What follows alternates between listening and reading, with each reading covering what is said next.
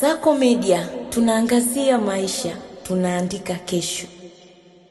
Taarifa kwa umma.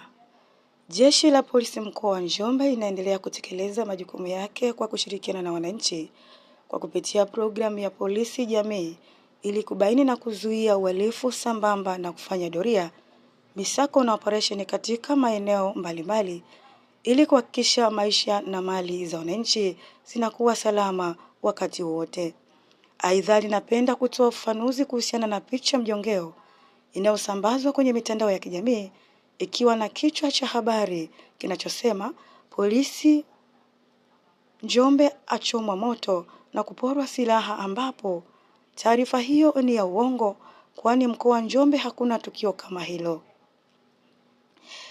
Jeshi la polisi linatoa wito kwa baadhi ya wananchi wenye tabia za kuandaa na kusambaza taarifa za uongo na upotoshaji kwa njia ya mitandao mbalimbali wakiacha, kwani ni kinyume cha sheria za nchi na maadili kwa Mtanzania na hakuna faida yoyote kwa wanaofanya hivyo pamoja na familia zao na kwa jamii kwa ujumla.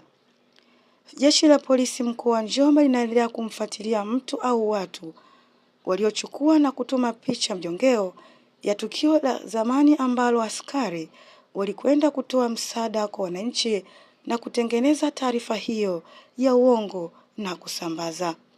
Imetolewa na kamanda wa jeshi la polisi mkoa wa Njombe.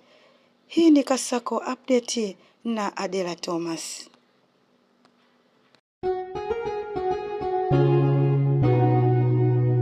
Kasako Media, tunaangazia maisha, tunaandika kesho.